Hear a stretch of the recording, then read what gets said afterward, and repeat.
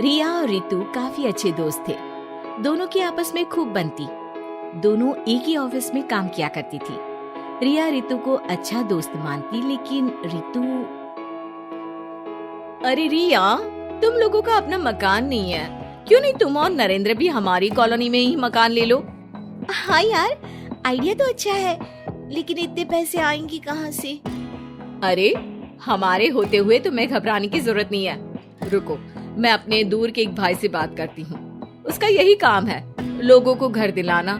थोड़ा सा कमीशन लेता है, लेकिन मार्केट के रेट से कम दामों में घर भी दिला देता है। अरे वाह, तुम अपने भाई से बात करो, मैं नरेंद्र से बात करती हूँ।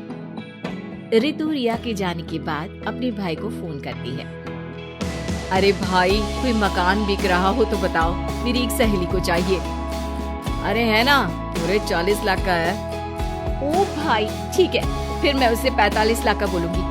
दोनों मिलकर 5 लाख का आधा आधा बांट लेंगे, ठीक है?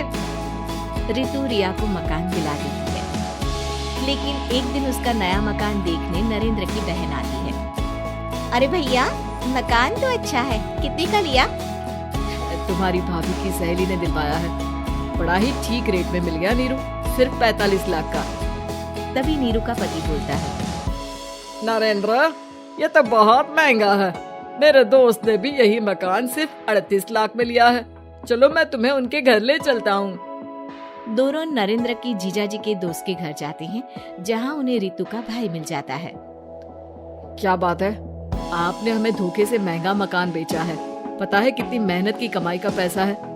अब ये तो आप उन मैडम से पूछे जिन्होंने आपको ये मकान दिलाया है, उनके कहने पर ही मैंने ये रेट लगाया था। अब नरेंद्र को रिया पर गुस्सा आ जाता है। वो रिया को कहता है, रिया, तुम्हारी सहेली रितु तो एक नंबर की चालबाज और धोखेबाज निकली।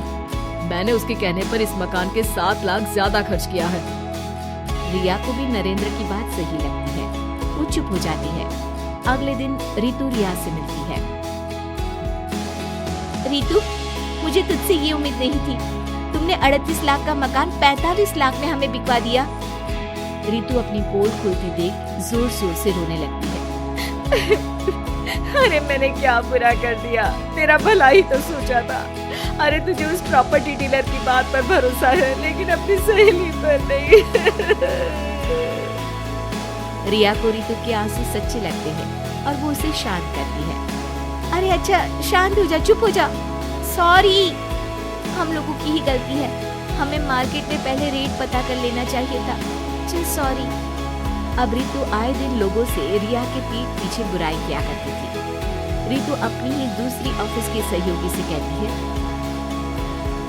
अरे ये रिया भले ही मेरी अच्छी दोस्त हो, लेकिन एक नंबर की कंजूस है ये। कभी कुछ खाने जाओ तो पैसा मुझे ही भरना पड़ता है। तभी वहाँ रिया आ जाती है। अरे रितु, सॉरी यार, वो कल के खाने के पैसे तुझे देने पड़े, चेक कर ले। अब मैंने तुझे पेटीएम कर दिया है। अच्छा चल, मैं जा रही हूँ। रिजाइन जो दे रही हूँ, बाद में बात करते हैं। रिजाइन? क्यों? तूने अपनी बेस्ट फ्रेंड यानी मुझे भी नहीं बताया, क्यों? अरे नहीं यार, ऑल सडन प्लान बना। दरअसल ये नया घर का ईएमआई निकालनी काफी मुश्किल हो रही है, तो सोचा घर पर ही कोई बिजनेस कर लूं। अब इतनी थोड़ी सी कमाई में हो नहीं पा रहा है ना। अच्छा, क्या बिजनेस करेगी? देख, तू तो जानती है कि यहाँ मुझे सिर्फ 15,000 मिलता है, लेकिन घर में बच्चों का प्ले स्कूल खोलूंगी तो पूरे 4,000 एक बच्चे से मिलेगा। 10 भी आ गए बच्चे तो पूरे 40,000 की कमाई, वो भी घर पर रहकर। है ना अच्छा आइडिया? रितु को रिया की बात से जलन होती है। वो कहती है, अरे फिर 10 क्या 50 बच्चे का ही सोचना। अरे कहाँ यार, घर में इतनी जगह कहाँ। सुन ना, एक काम करते हैं, हम मिलजुल कर किराए का मकान लेकर उसे सजाते हैं, फिर ज्यादा कमरे होंगे तो ज्यादा बच्चे आ सकेंगे ना। हाँ, लेकिन मैं एक बार नरेंद्र से पूछ लेती हूँ। रिया नरेंद्र को सारी बात बताती है। देख लो रिया, मुझे तुम्हारी इस सहेली में जरा सा भी विश्वास नहीं है। अरे नहीं, वो ऐसी नहीं है। मिलकर काम करेंगी, जो पैसे आएंगे आधे आधे बांट लेंगी। इसमें बुरा क्या है, काम भी अच्छा होगा। फिर क्या था, दोनों मिलकर काम शुरू करते हैं। पूरा कमरा बच्चों के हिसाब से सजा दिया जाता है। टीवी, फ्रिज, बेड और न जाने क्या क्या। तेरे और मेरे मिलाकर 2 लाख का खर्च हो गया। अरे कोई बात नहीं, पैसे कमाने के लिए इन्वेस्टमेंट तो करनी पड़ती है। अब इतनी बड़ी रकम है, अच्छा है कि दोनों ने मिलकर कर ली, वरना एक के बस की तो बात नहीं है। हाँ, लेकिन अब मैं ना एक बात बोलना चाहती हूँ। देखो, पिछले 2 महीनों से जब से ये काम चल रहा है, सारी मेहनत मेरी ही है। मैं ही सारा दिन यहाँ का काम देखती हूँ। तो अब मैं तुम्हारे साथ ये काम नहीं करूँगी, अकेले मैं ये स्कूल चलाऊंगी। अरे ऐसे मत बोलो रितु, मैंने नौकरी भी छोड़ दी। थोड़ी बहुत सेविंग्स थी, वो भी मैंने स्कूल को बनाने में लगा दी। अब यार, तुम तो आलसी भी हो, मुझे नहीं लगता तुम ये काम कर पाओगी। रितु, नरेंद्र ठीक बोलते थे, तुम भरोसे के लायक नहीं हो। ये मेरी गलती है कि मैंने तुम पर विश्वास किया। अच्छा जी, तो गलती की ना। मैं तुमको तुम्हारे पैसे धीरे धीरे करके दे दूंगी।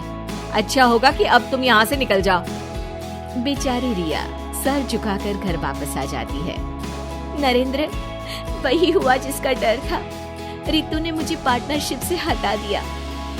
मैं ये बात जानता था रिया, लेकिन मैंने तुम्हें इसलिए फोर्स नहीं किया क्योंकि जब तक तुम खुद धोखा नहीं खाती, तुम्हें अकल नहीं आती। हाँ, लेकिन अब वही जो पहले सोचा था। और फिर क्या, रिया घर से ही बच्चों को संभालने का काम शुरू कर देती है।